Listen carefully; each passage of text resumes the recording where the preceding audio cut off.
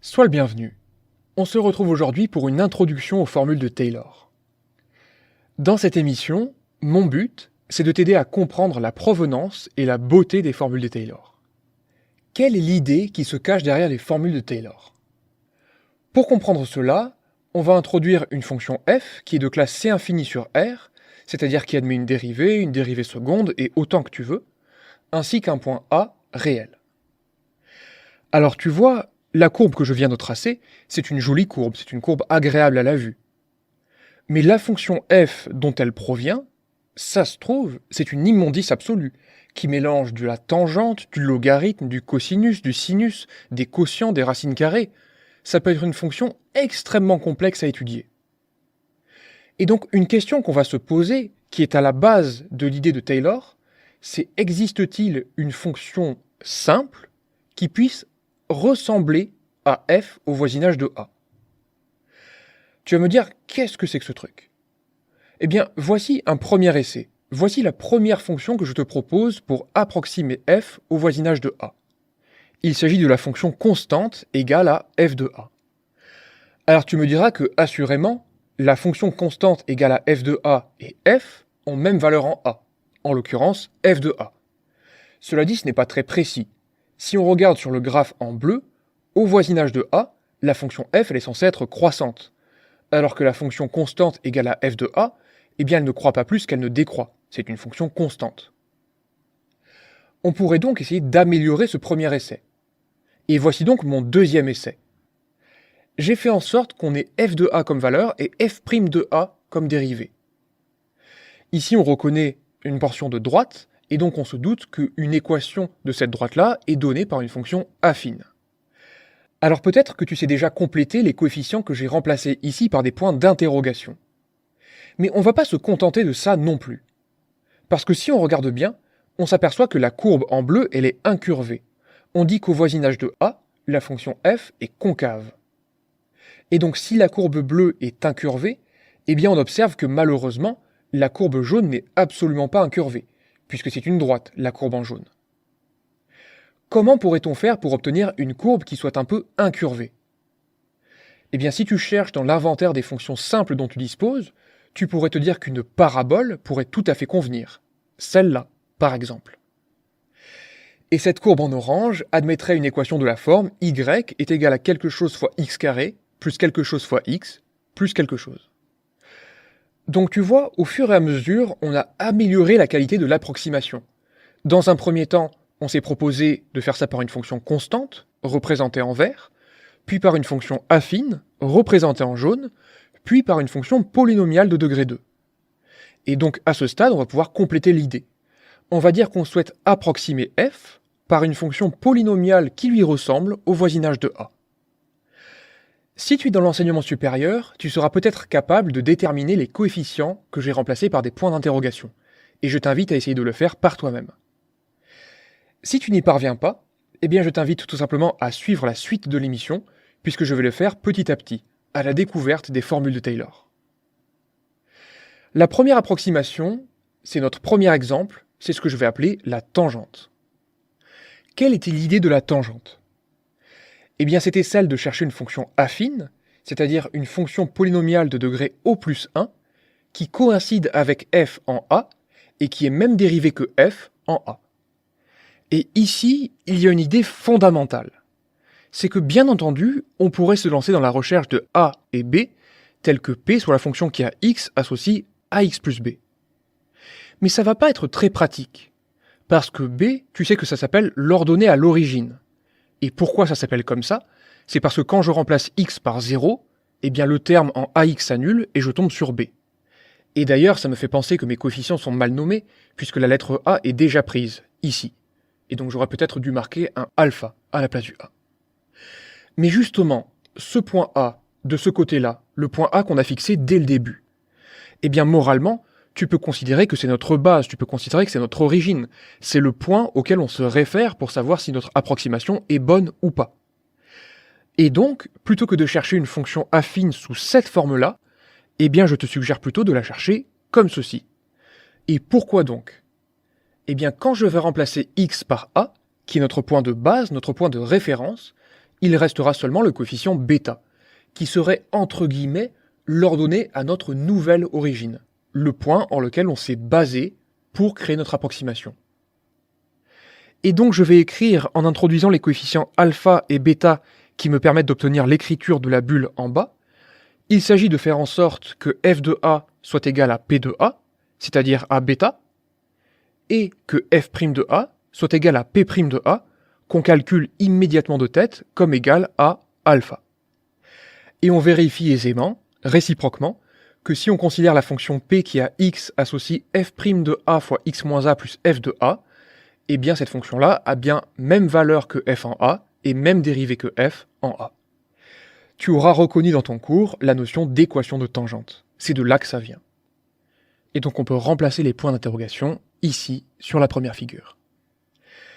Voilà qui termine le premier exemple. C'est comme ça qu'on retrouve l'équation de tangente. Alors bien entendu, j'insiste, tu la connais peut-être cette équation de tangente, mais l'idée principale que je voudrais te présenter, c'est pas seulement l'équation de tangente, c'est ces petites idées dans les bulles ici et là. Afin de simplifier le calcul, on a procédé à un petit décalage de l'origine, en recherchant une fonction affine sous une forme bien particulière. Garde ça en tête parce que je vais m'en servir dès le deuxième exemple que je vais te présenter maintenant. Ce deuxième exemple, je vais l'appeler la parabole. Et je vais te faire une introduction similaire. Je vais te dire qu'on recherche une fonction polynomiale, p, de degré au plus 2, qui est même valeur que f en a, qui est même dérivée que f en a, et qui est même dérivée seconde que f en a. Naturellement, puisqu'il s'agit d'une fonction polynomiale de degré au plus 2, tu pourrais avoir envie de l'écrire, fonction qui a x associe alpha x carré plus bêta fois x plus gamma. Cela dit, si tu te souviens de ce dont on a parlé il y a quelques instants, tu pourrais plutôt rechercher p sous cette forme-là. Je prétends que ça va simplifier nos calculs de p de a, p' de a et p seconde de a.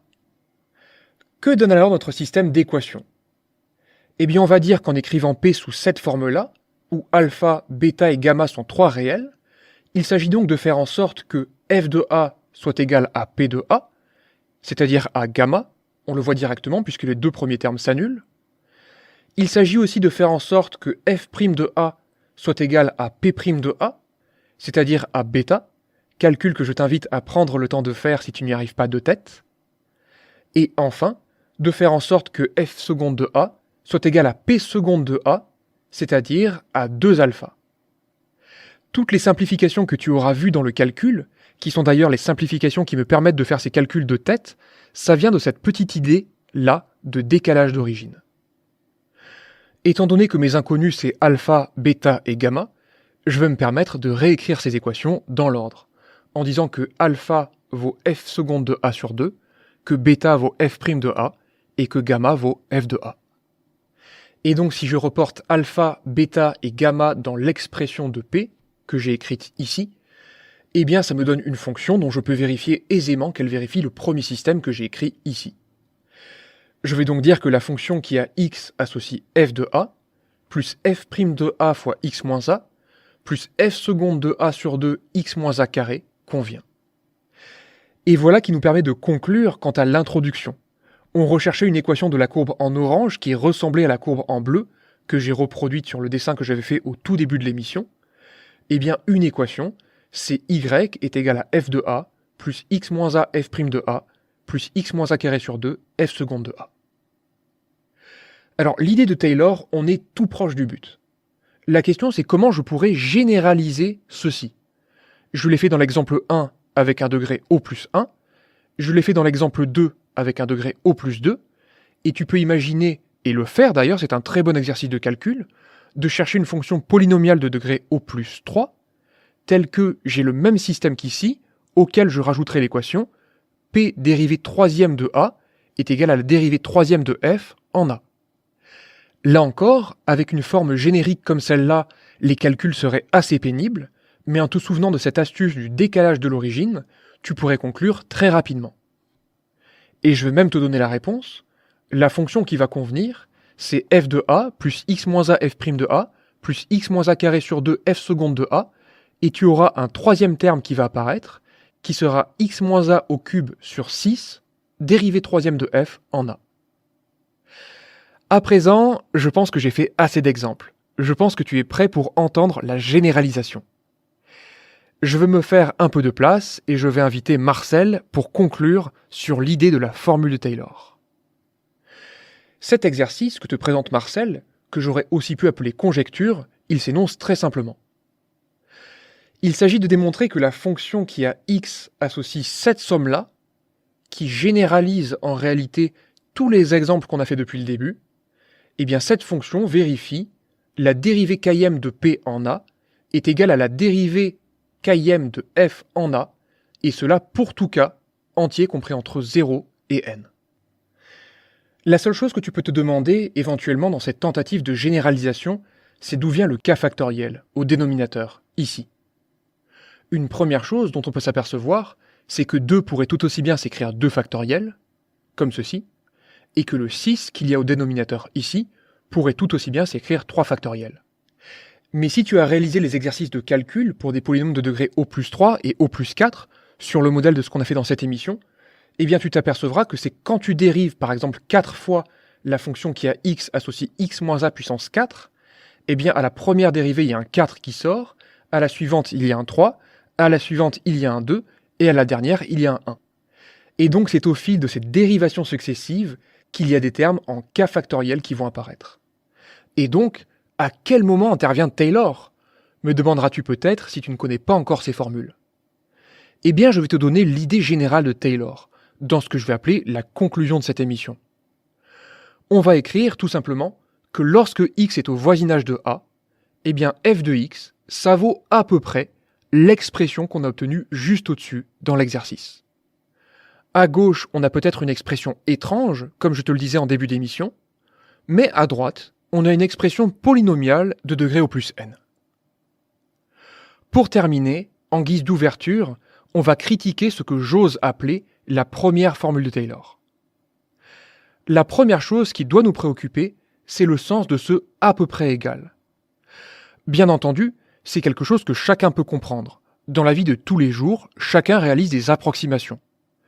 Cela dit, pour un mathématicien, ce n'est pas satisfaisant. Il faudrait qu'on soit capable, éventuellement, de contrôler la différence entre les deux termes, ou peut-être même de la quantifier complètement, de pouvoir la calculer. La deuxième chose, c'est qu'on a écrit « lorsque x est au voisinage de a ». Mais la question, c'est qu'est-ce que ça veut dire ? À quel point faut-il être proche de a pour que cette approximation soit valable ? Et d'ailleurs, que se passe-t-il si je me place relativement loin de a ? Est-ce que je peux encore me servir de l'approximation ou pas ?